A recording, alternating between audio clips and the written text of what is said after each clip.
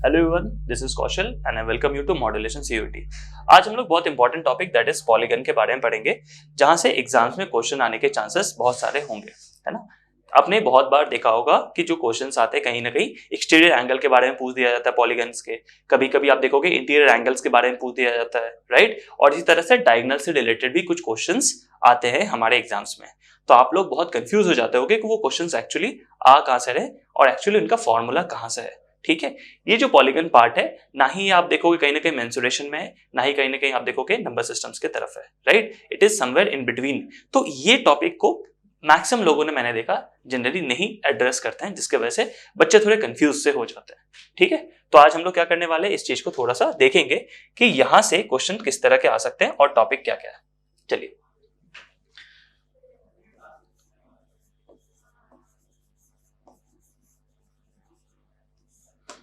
Polygon.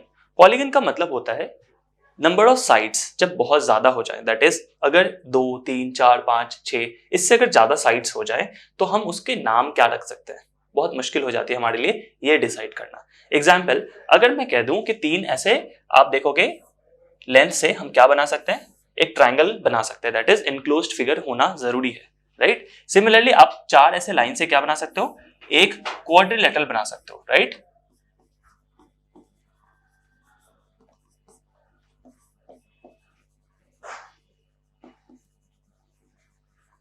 ठीक है, यानी 4 ऐसे साइड से आप देख सकते हो क्वाड्रिलेटरल बना सकते हो, 4 ऐसे लेंथ से यानी एजेस से, ठीक है। इसी तरह से 5 अगर आप ले लोगे तो उसे पेंटागन बना पाओगे, 6 ले लोगे तो हेक्सागन बना पाओगे।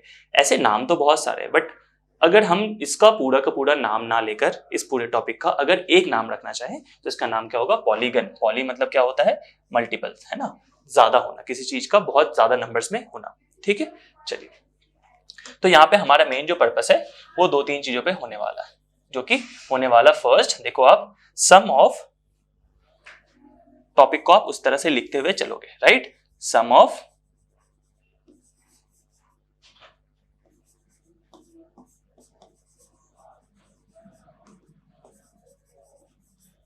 इंटीरियर एंगल्स, ठीक है, सम ऑफ इंटीरियर एंगल्स। अगर मैं कह दूं कि आप बताओ मुझे कि ट्राइंगल की सम ऑफ इंटरनल एंगल्स कितनी होती है, एक ट्राइंगल में कितना एंगल होता है इंटरनली, आप बोलोगे सर 180 डिग्री। ट्रू। अगर मैं इस वाले लेंथ को, सॉरी इस वाले एंगल को, इस वाले एंगल को और इस वाले एंगल को अगर ऐड कर दूं, that is angle A plus angle B plus angle C, आप बोलोगे सर इट इज 180 डिग्री। बहुत अच्छा, ये तो आप ट्राइंगल के लिए जानते हो, बचपन से पढ़ रहे हो, आपने बता दिया। सिमिलरली अगर मैं कहूं 4 साइड के लेंथ के हिसाब से आप बताओ मुझे इन सब का एंगल का सम क्या होगा, इंटरनल एंगल का सम क्या होगा, तो आप बता दोगे इट इज 360 डिग्री, राइट। ये भी बता पाओगे। लेकिन अगर मैं पूछ दूं कि 8 साइड के किसी ऑक्टागन का सम ऑफ इंटरनल एंगल्स कितना होगा, तो आपको कंफ्यूजन हो जाएगी, दिक्कत आ जाएगी, ठीक है। इसीलिए मैं आपको एक बेसिक सा नेचुरल फॉर्मूला दे रहा हूं, जिससे आप क्या कर पाओगे, ये चीज आराम से फाइंड कर पाओगे, ठीक है। चलो, और हम देखेंगे उसमें पुट करके भी कि ये आंसर सही आता है नहीं आता है। तो आप देखोगे इसका जो सम ऑफ इंटीरियर एंगल का सम है वो कितना होता है, n minus, that is n minus 2 into 180 degree, ठीक है। और जितने भी आप नंबर ऑफ साइड्स देखते हो, n का यहाँ पे क्या दिखा था मैं, where n is equal to number of sides, ठीक है। नंबर ऑफ साइड्स हमें देता है, आ रही समझ, है ना, नंबर ऑफ साइड्स देता है। जैसे आप मान लो ट्राइंगल के लिए नंबर ऑफ साइड्स कितनी होती है, 3, ठीक है। नंबर ऑफ साइड्स कितनी होती है, 3। आप इसमें पुट करके देखो, सो n माइनस 2 इंटू 180 होता है फॉर्मूला, ठीक है। तो आप देखो n की वैल्यू अगर 3 पुट कर दोगे तो 3 माइनस 2 क्या होगा, 1, 1 इंटू 180 इज 180 डिग्री हो जाएगी। अगर n की वैल्यू 4 हो जाए, सपोज 4 हो जाए, क्या करोगे, 4 माइनस 2, देखो यहाँ पे उस वाले फॉर्मूले में पुट कर रहे हैं, n की जगह पे 4 पुट कर रहे हैं, 4 minus 2 into 180 degree, it is equal to 360 degree, जो हम लोग उस तरफ अभी कुछ टाइम पहले निकाल रहे थे। तो आपको समझ में आ जाएगा कि अगर 8 साइड का भी दे दे हमसे तो भी हम इसका निकाल पाएंगे। एक बात देखते हैं हम लोग पेंटागन का, that is 5, n is equal to 5, इसमें हम पुट करें तो 5 minus 2 into 180 degree, it is equal to 3 into 180 degree is equal to 540 degree, ठीक है, तो इस तरह से आप देख सकते हो सम ऑफ इंटीरियर एंगल्स जो होती है, सम ऑफ इंटीरियर एंगल्स कितनी आ जाती है, n-2 इंटू 180 डिग्री। ये आपको आना चाहिए किसी भी हाल में। क्लियर है? चलो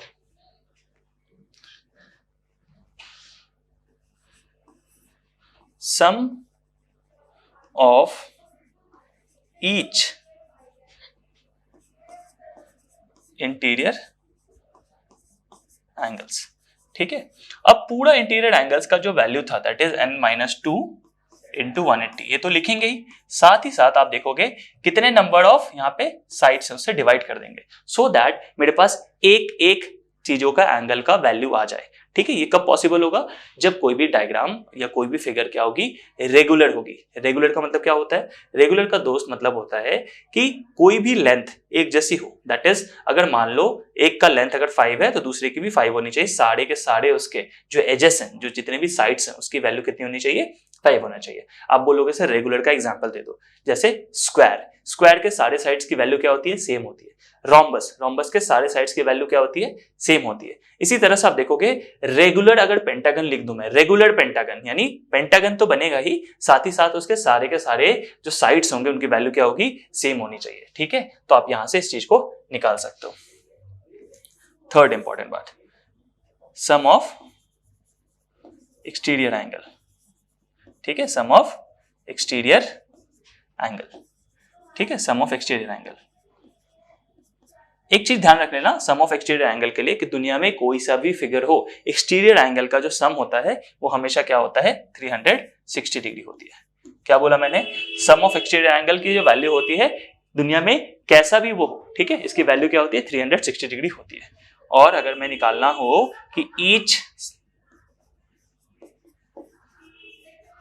एक्सटीरियर एंगल के बारे में, ठीक है, ईच एक्सटीरियर एंगल की वैल्यू अगर मुझे निकालना हो तो हम कैसे निकालेंगे, इसी 360 से आप क्या करोगे, n को डिवाइड कर दोगे। यानी n नंबर ऑफ साइड्स हो सकते हैं किसी भी एक फिगर का, और एक्सटीरियर एंगल आपको कितना कितना पता है, 360 डिग्री है, और आप क्या करोगे 360 में से n को डिवाइड कर दोगे तो आपको हर एक एक्सटीरियर एंगल की वैल्यू आ जाएगी।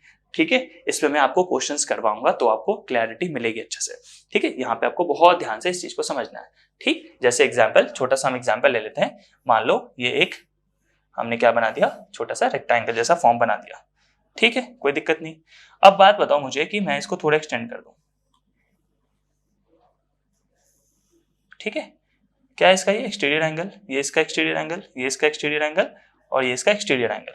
देखो यहाँ पे ये 90 डिग्री एक्सटीरियर में, ये भी 90, ये भी 90 और ये भी 90। क्या सम कितना 360 डिग्री आ रहा है? देखो 360 डिग्री यहां भी आ रहा था, मैंने बताया था कैसे भी करोगे तो आएगा। आप देखो एक ट्रायंगल ले लो, ठीक है, एक ट्रायंगल ले लो, आप इसका, इसका एंड इसका जब एंगल का सम लोगे तो ये क्या आ जाएगा, ये भी 360 डिग्री आ जाएगी। ठीक है, तो आप बात समझ पा रहे होगे कि सम इतनी आ जाएगी, और मुझे अगर एक एक निकालना हो तो क्या करना पड़ेगा, हर एक that is number of side से डिवाइड करना पड़ेगा ताकि हर एक एंगल की मेरे पास वैल्यू आ जाए। क्लियर है ये चीज? चलिए हम लोग नेक्स्ट पार्ट में चलते हैं, that is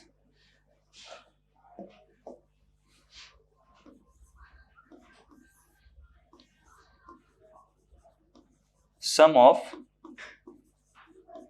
interior angle and exterior angle. हमेशा सम ऑफ इंटीरियर एंगल और एक्सटीरियर एंगल का सम कितना होता है, 180 डिग्री होता है। इस बात को भी आपको ध्यान रखना है। और फाइनली नंबर ऑफ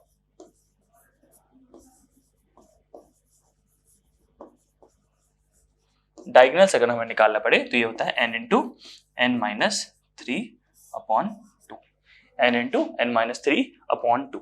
ठीक है, जैसे मान लो अगर मैं एक फिगर ड्रॉ करता हूं यहाँ पे,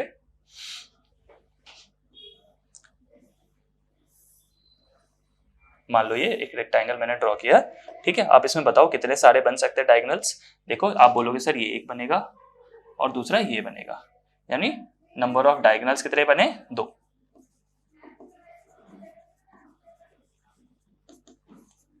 क्या इस फॉर्मूले से आ पाएगा, देखते हैं। n यानी नंबर ऑफ साइड्स कितने होते हैं, 4, n की जगह 4, ये n इंटू n माइनस 3 है, सॉरी है ना, 4 माइनस 3 अपॉन 2, सो 4 इंटू 1 अपॉन 2 2 से कैंसिल करेंगे इट विल बी 2।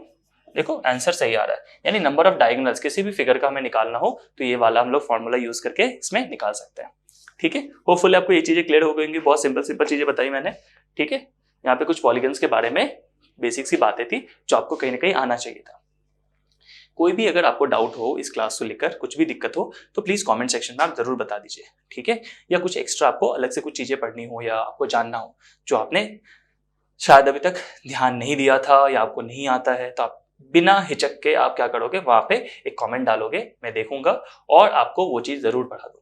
ठीक है, ये जरूर बताऊंगा। ठीक है, आपको होपफुली ये चीज अच्छे से आगे होगी। इसके बाद वाले पार्ट में, इसके बाद वाला सेशन में मैं आपके लिए क्या करूंगा, पॉलीगन्स के कुछ क्वेश्चंस कराऊंगा जो आपके लिए बहुत ही ज्यादा अच्छे कारगर साबित होंगे, जिससे आप इजिली बहुत सारे क्वेश्चंस को डील कर पाओगे।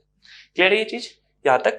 ठीक है, अगर आपको ये लेक्चर बहुत अच्छा लगा हो या आपको इससे बेनिफिट मिल रहा हो तो प्लीज आप क्या करेंगे, हमारे चैनल को लाइक एंड सब्सक्राइब करेंगे एंड शेयर भी करेंगे।